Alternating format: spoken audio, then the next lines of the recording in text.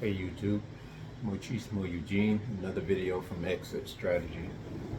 Exit Strategy.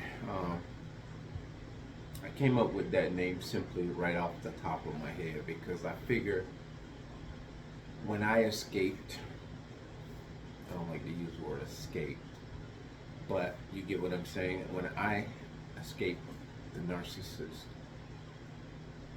it was a strategy, and it was a strategy to exiting the nightmare and whatever other words you want to use there.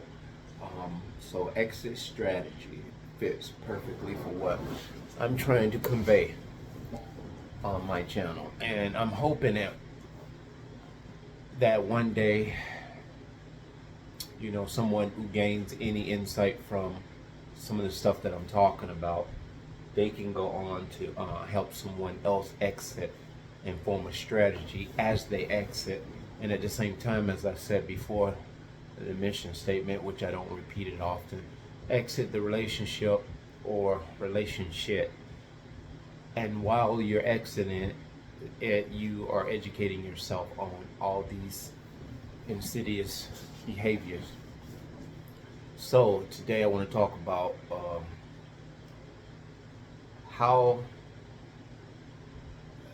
your surroundings is looking more like zombie apocalypse. I believe that movie is.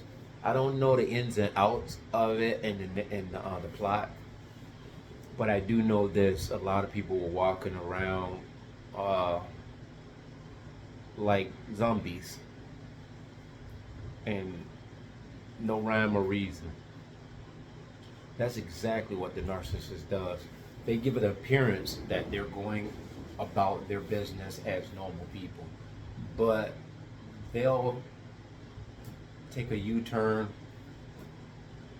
when you're not supposed to take a U-turn. They'll do all the things that you would not expect a person to do that is about their business. Because guess what? They're not about business. It's all about pleasure, excitement, adventure. Only thing remotely is business for them is destroying you. If they own a business, it's just a front. It's a front to garner supply, adulation, admiration, attention. If they have a daycare, same thing. They're on a committee or they hold a public office.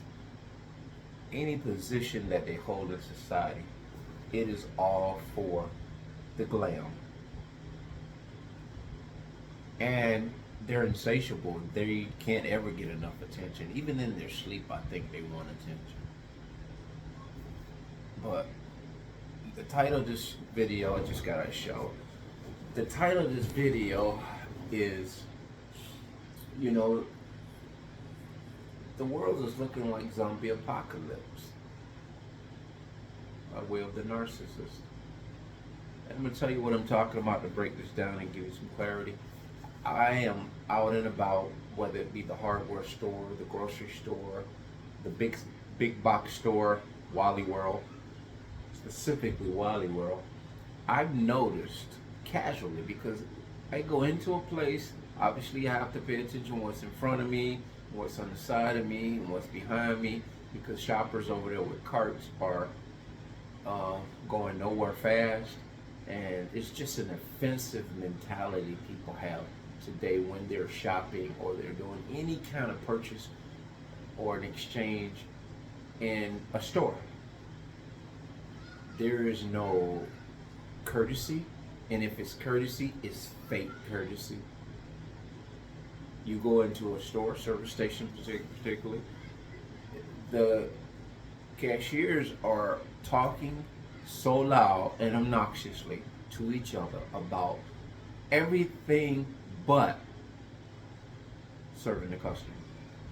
They're having a full onslaught conversation. They don't pump their brakes. They don't even look your way for 1 second, but to give you a lame ass, how can I help you? Almost like you annoyed them just to come in the store because you interrupted, or you're in intruding on their little BS conversation, which is all designed for you. When you come in there, it's designed when they turn the volume up to garner attention from you. But before you come in, if one is the narcissist and the other is just a codependent, he kissing ass to the narcissist, making the narcissist is actually the codependent is actually the narcissist's audience. This is the best way to see it. They're looking at the narcissist as someone to be looked up to. So take that into the department store. You go in there, you're at the register. It is just this overwhelming vibration or energy from either people waiting in line, people just walking around Wally World. That place is not a disaster, it is disturbing. People look at you like they want to eat you up, like they want to put you in the shopping cart, because they don't know what they're in there for. They do know what they're in there for, but it's nothing as far as merchandise. They're in there for the sheer fact of attention. There are some people that wake up, get dressed, put their makeup on, put their fitted cap on, if it be a man, they will get up, get dressed to the nines, just to go to Wally World or any other department store or other store you want to name, for an example, just to create a chaotic situation, just to form a debate with a cashier, just to argue an issue that they really are not passionate about. The issue just serves to garner attention. The issue that they're pretending to have with this or that product, this or that associate, because it's all about control, you know. So, what is going to be 2024? What is it going to look like? I'm constantly playing that tape in my head. What is 2024 going to look like? And before I even woke up to narcissism, as it pertains to the disorder, I always had an intense passion for what I believed in. Whatever it was I was talking about, I was passionate about it. So much so to the point where people thought I was a little bit over the top. You know why they thought I was over the top? Looking back at that now I've got perspective. I can see that I had authenticity. I actually cared about what I was talking about. They didn't. They don't. And there's a level, there's another level, there's a whole different element to you as an empath or a chosen one. When you talk about anything, it could be brushing your teeth. You make brushing your teeth sounds so appealing, so entertaining, so engaging, so intriguing to the listener that really cares about your conversation. But for those who don't care, those monsters, they are appalled that you know what you know, that you have this desire within you to speak matter-of-factly about something, and they don't have that substance, they don't have the depth in their conversation like you do. Guess why? Because they mimic, they are repeating what they saw somebody else do. They have never formed their own personality. This is a repetitive DNA of the narcissist. You've heard it a million times. We just have to grasp this and retain it to memory. They do the same thing. They mimic, mirror, and reflect back to you your good qualities. And what they do when you meet them, they're reflecting your good qualities or the good qualities that they've stole from somebody else. They are faking those to you.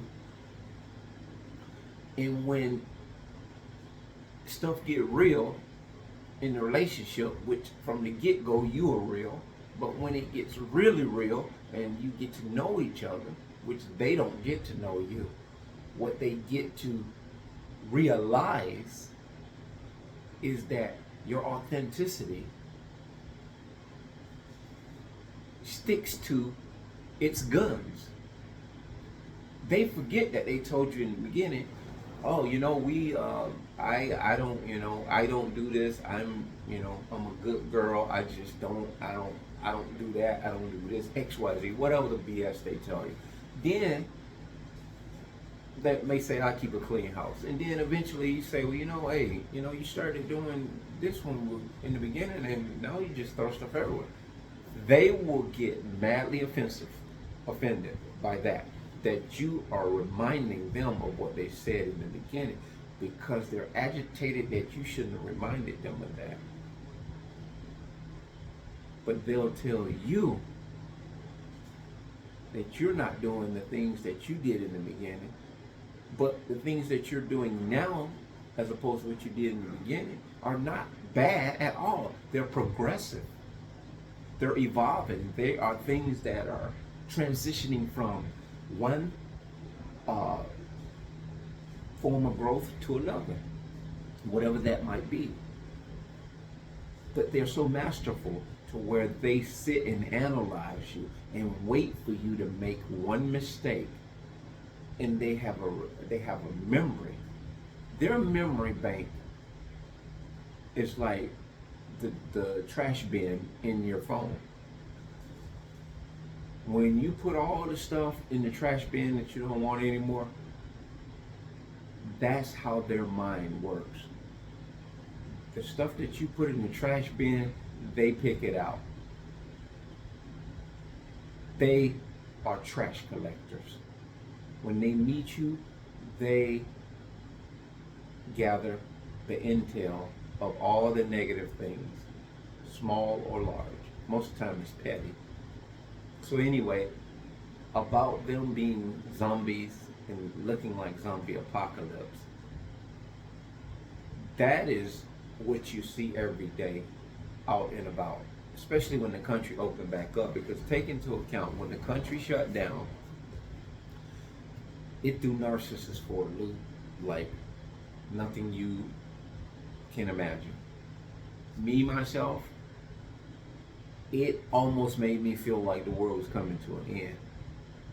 That's how the narcissists feel all the time when they either lose a supply, when they get exposed, when they get old, decompose when they get old.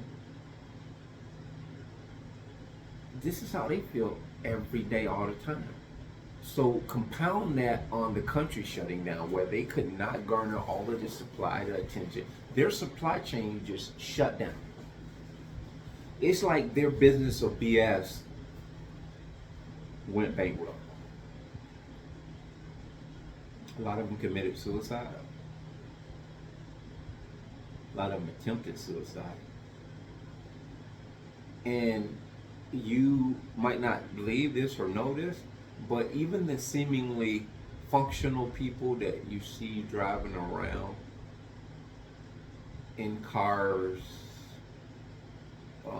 working in positions of authority, they are heavily medicated. They are heavily on the psychotic medication. They are heavily seeing a psychiatrist. They are heavily using alcohol. They are heavily partying. They are heavily garnering girlfriends and guy friends to hang out. This is why you see off-track betting, casinos. You see a lot of this nightlife thrill seeking at an all-time high. You have a blend of just normal people, I would like to say, that may just have an addiction to this stuff. That there is some people that just for one reason or another, are addicted to different things in the world, as far as alcohol, even some drugs, because of a situation that happened in life or family. Started off with painkillers. You have those situations, but we're talking about the narcissists.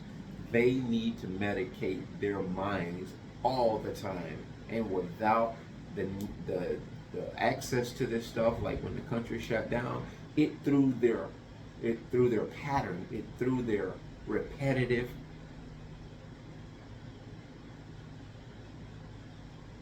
momentum off. And so now this play is screwed with their mind real bad. And so now the country is open again, and you see them in department stores, as I pointed out earlier. You see a lot of this foolishness, whereas they'll stand there and look at you because they need you to acknowledge them for one reason or another. Total strangers. And they'll put their cart in the middle of the aisle. You'll be coming down the aisle. They'll see you coming. They'll be heading your direction, and they'll automatically stop, turn the cart sideways, almost like the police trying to do a barricade. And I'm like, and I'm not even carrying the cart. And then they'll blurt out, "Oh, excuse me." For narcissists, gives any kind of etiquette, don't fall for it. You know what I normally say when they say excuse me, I just keep walking. I don't even acknowledge that they said. And you say, how do you know a narcissist? Just by walking by a person. Trust and believe. The aura you give off will help you determine. If your energy is vibrating high, then your intuition is where it should be, spiritually speaking. Because I don't believe in the physical you're going to see these things. Spiritually speaking, if you channel your spiritual energy, you will be able to see these people, not even a mile. You'll see them like the eagle. You'll have eagle eyes. Spiritually speaking, energetically speaking, you will be able to determine and detect just by walking past them. It's kind of like the Passion of the Christ. I don't know if you guys remember this instance where the woman was walking by, and then she had this little baby. This looked at that thing that she was coddling and in a cradling type fashion. When it looked like that, man, and you saw the sharp teeth, I actually saw that same look, facial look with the sharp teeth in the face of the narcissist's wife that I'm still married to in 2020, when she raged, or I raged against her, went supernova against her ass. I guess you can say raged. She raged, because rage ain't always a physical rage. They rage, and there's a look that comes on their face, and her eyes, the whole eye turned black, both of them, for one momentary second or two. It was long enough for me to determine that whole eyeball on each eye was black. And so when she raged, I saw those sharp teeth, and I saw all, it's like her face decomposed. It was all at once, simultaneously. All of this happened at once, and it reminded me of that little baby in the Passion of the Christ. And you'll see this as you walk by some narcissists. And these are the ones that are really, I believe, that have been given over to a reprobate mind. They're at a point of no return. Not that I believe any narcissist, not that there's any narcissist I believe has a chance to come out of narcissism. Because understand, they're not willing, first of all. God is willing, but they're not. He's not going to force them to change. They won't change. They don't have a desire to change.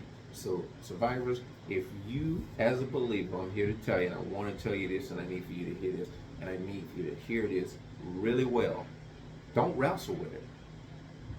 You don't have to embrace it tonight. You don't have to embrace it tomorrow. I'm not forcing you to embrace it next week, next month, next year, but I am encouraging you to actually consider what I'm about to say. Don't allow your Christianity, don't allow your belief in God to cause you to be passive.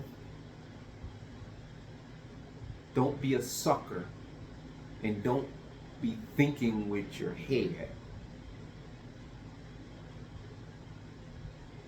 in believing that that is what your heart is supposed to believe, that these people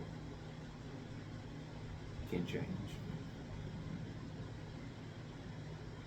It is not even for us to even hope for their change.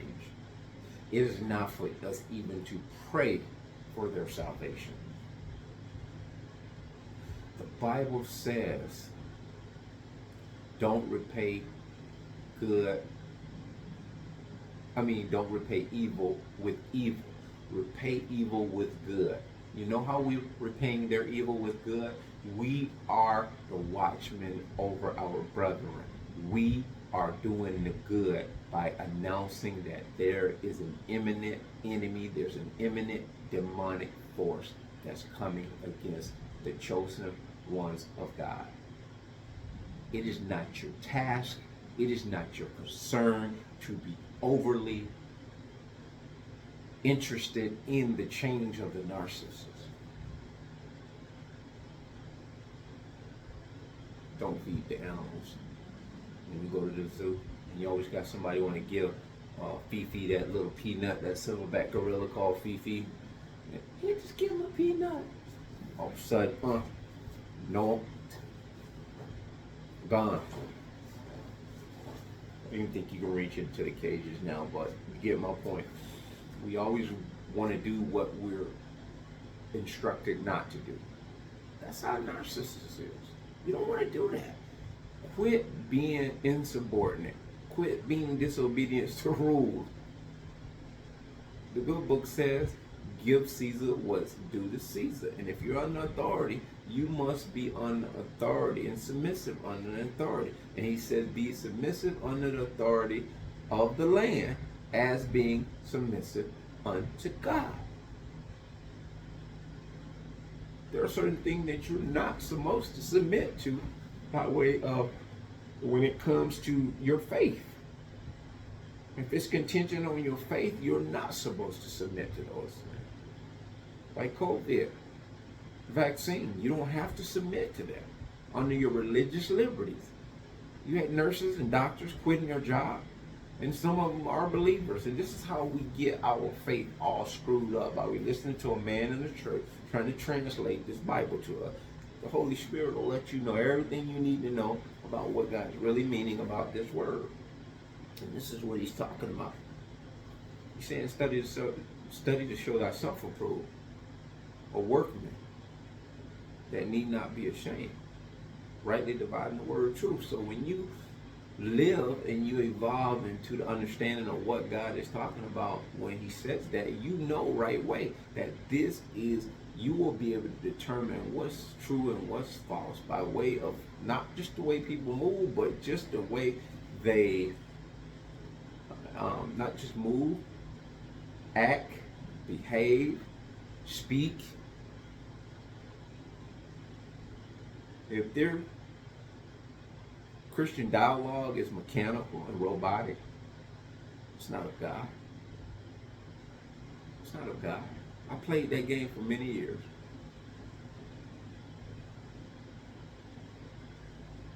Traveling salesman. That's what the narcissist is. That's what a lot of Christians are. I admire the Jehovah's Witness 7-day evangelists that go from door to door, but I'm here to tell you as well, even in that faith, I make no apologies, even in that faith, it's a racket. So phony. I'm sure if you have some devout people in that faith, it'll be hard to determine. Even in my faith, the Protestant Christianity, I don't roll in groups with these people, man. You got vultures, demons walking with chosen ones. They're not even able to determine light from darkness.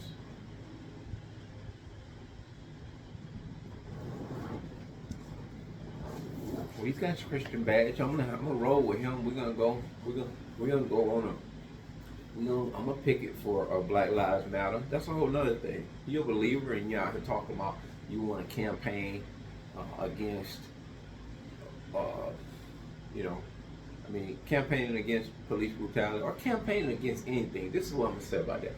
God does not want us involved in all of those over the top campaigning, picketing, protests and stuff. If you want to make a difference, you can make a difference in very silent, subtle ways. And when I say in silent, subtle way, you ain't gotta be on the street yelling and screaming and chanting.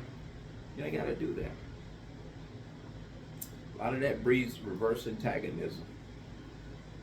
And I know a lot of people gonna be pissed, don't want to hit it, especially, coming from me as a minority, whatever that is, saying, oh no, there he go. Well, you gotta understand, narcissists are in all races, in all countries, in all parts of the world. Take that race crap off the table. We're talking about spiritual warfare. We're talking about good and evil. I believe slavery was evil from a narcissist.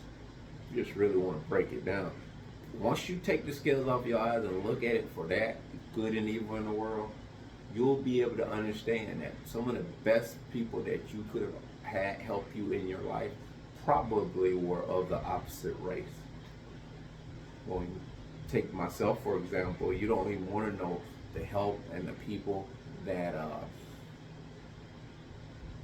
that have a high respect for me of many different nationalities. Not to get into race, but I needed to chime in on that as it pertains to groupings. We always want to group up and do these type of things in the church, racial issues, religious issues, business moves. It's just not now. It's now not a time to be involved in investing your life into everyone else's agenda. Find your center, find your calling, find your purpose, find your motivation and your drive.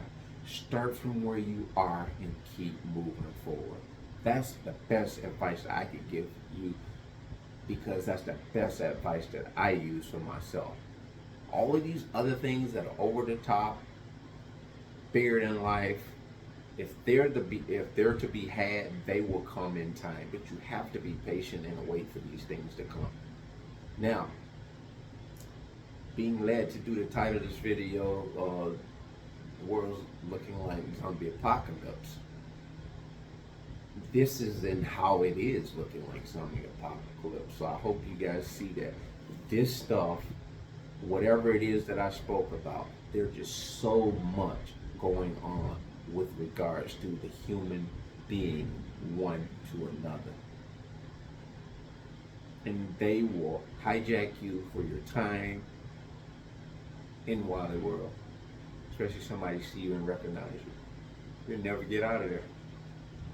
This is embedded. This disorder is embedded in attention. These people are the biggest wasters of time. They're time wasters at your expense.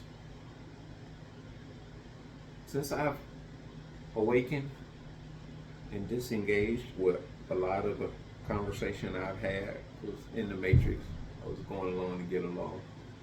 I found that I have so much peace, and I never have enough time to get all the stuff that I'm doing for the most part in my life done. So there's always more to be done in my life. So I really don't even have the extra time to even be bothered with whether somebody is available for me or not. Because I'm kind of happy, not kind of, I am happy that I don't have those extracurricular activities that I have to submit to. I got a lot of stuff that's gotten done since I've, not worked at the job I had. I've got a lot of opportunities for a lot of things by way of finances. So Never really worried in that respect. I know God takes care of me. But I'm here to tell you guys, always be mindful that, because you're out of the presence of the narcissist that abused you, you also have to realize there are people in your everyday daily life, every day in your day-to-day life, I'm going to say, that will always try to set roadblocks up for you and take your time. So that being said, bless.